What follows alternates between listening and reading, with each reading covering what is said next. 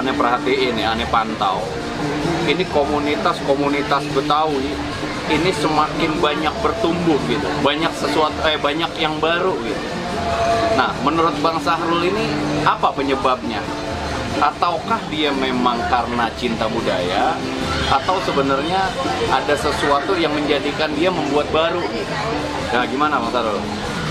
Rata-rata yang saya perhatiin dan saya rasakan, ketemu teman-teman yang sudah pada keluar, misalnya dari komunitas ini, komunitas itu, semua itu ada agak sedikit sentimen ego, agak sedikit ego. Ya kalau kayak kita nih, kita kan dari awal sampai akhir kan mau di sini aja gitu kan. Betul. Ya kan? Kalau emang mau siar akan budaya ya kan, apalagi Betawi ya kan, kayaknya cukup satu ya kan, atau dua lah, atau nggak usah kayak banyak begini. Nah benar, makanya yang saya bingung begini, ketika kita berdalih silaturahim, kenapa justru yang muncul itu sentimen dan ego? Begitu. Ya makanya di situ tuh. Apa sifat dari Betawinya ya? Ya kalau rasa ya, saya aneh rasa begitu Bang. Saya ngerasain ya, kadang-kadang saya ada ego, ada pengen juga gitu kan. Cuma saya rasa, enggak lah di sini aja gitu kan. Nggak kudu begitu ya kan. Nggak kudu bikin begitu. Yang udah bentrok, cuma masalah sedikit. Iya. Betul. Salah paham masalah atau ya kan, atau pengen begini pengen begitu, cuman jadi gara-gara kemauan, keinginan ego. Betul. Pecah. Iya kan? Jadi gini, menurut Anda nih ya, apa namanya, basic dasar manusia itu kan memang makhluk berkelompok ya, dan dia juga merasa memiliki potensi yang akhirnya dia memilih atau menentukan untuk membuat baru gitu. Atau misalnya ketika dia bergabung ke dalam wadah tertentu, tapi secara posisi dia jauh di bawah yang nggak sesuai keinginannya, akhirnya dia membuat baru untuk bisa mengeksplorasi jalan pikirannya. Kira-kira begitu nggak? Hampir begitu ya? Semua begitu, hampir semua. Jadi kita lihat dari ini nih, sudut kecil dari komunitas. Iya. Dari sudut politik coba. Ya kan? Gontok-gontokan bisa. Betul. Politik itu. Betul. Ya kan? Ini kita cuma silaturahmi. Betul. Silaturahmi sebenarnya nggak usah begitu kan? Betul. Ya kan? Kayak gini nih, ada acara kumpul, cuman yang jadi masalah emang gitu emang.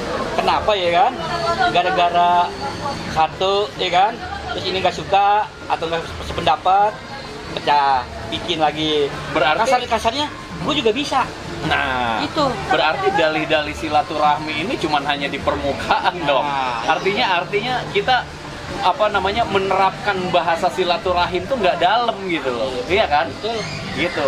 Karena terjadinya sampai detik ini justru bukannya semakin mengerucut menjadi satu, tapi justru malah melebar, membuat banyak kelompok baru gitu. Betul. Yang akhirnya dengan dalih-dalih memiliki prinsip yang berbeda-beda gitu. Iya. Kadang saya bermimpi ya, atau punya angan-angan, ada seseorang satu gitu bisa megang figur gitu ya. Iya, figur satu megang, itu semua komunitas dikumpulin. Semua komunitas ya kan dijadi satu. Ya kan, ada gitu figur. Itu orang udah disegenin, ya kan? Ya, sekarang memang masalah duit juga, Bang. Masalah duit pengaruh emang. Nah, oke.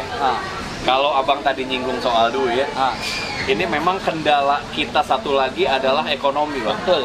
Jadi gini, banyak beberapa kasus di komunitas yang anggotanya itu dituntut untuk berdedikasi gitu ya, untuk ikut aturan, untuk apalagi misalnya ketika kopdar, rapat, milad, lu wajib hadir, tapi kepengurusannya itu tidak memantau setiap anggotanya dalam konteks kondisi ekonominya. Karena ada satu kasus gini. Betul.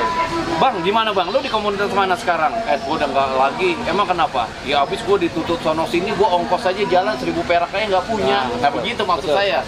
Jadi artinya ketika kepengurusan menuntut ke bawahnya, tapi mereka lupa dengan kondisi ekonominya. Nah itu yang terjadi. Nah maksud saya begini.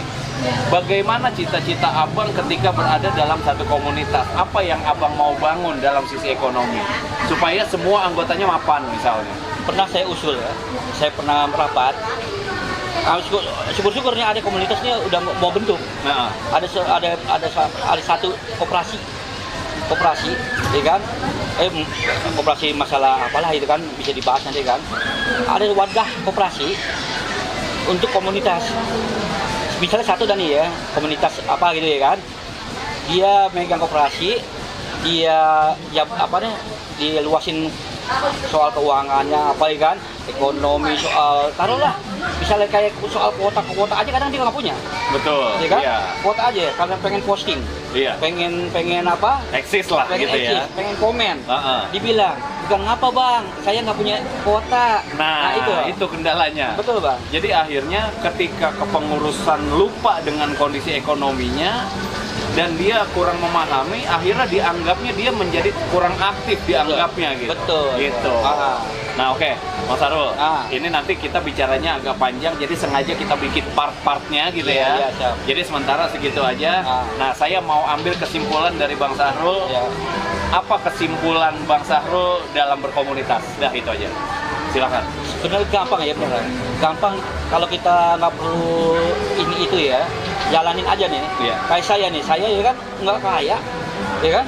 Ya kan, duit satpam security uang untuk komunitas ya kan, apa gitu saya bela-belain, ya kan?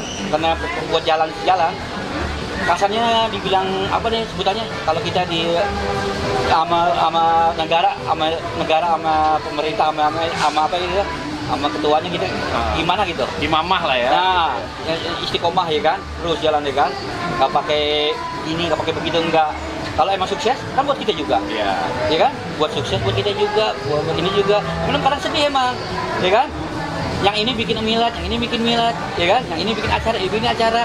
Udah pernah saya bilang, bisa nggak bersatu dalam acara satu. Taruhlah di Bung Karno, misalnya itu impian di Bung Karno kumpul. Maka saya bilang itu ada sosok satu orang ya kan begini gini, tapi ya emang kita pasti silaturahmi bukannya politik ya kan ya, silaturahmi gini kalau masih pecah-pecah gini kalau dipikir masih nggak masalah ya. nggak jadi inilah. Oke. Ya udah. Jadi pada poinnya adalah bahwa salah satu teman komunitas Betawi kita menginginkan adanya public figure yang cukup berpengaruh gitu ya, yang sehingga dimana seluruh komunitas itu menjadi satu dalam satu wadah besar gitu ya, sehingga kaum Betawi secara general akhirnya satu arah gitu ya. Kira-kira gitu Bang Sarul ya. Betul. Oke Bang Sarul, nanti kita lanjut ke part selanjutnya ya. Oke. Oke ya. Assalamualaikum warahmatullahi wabarakatuh.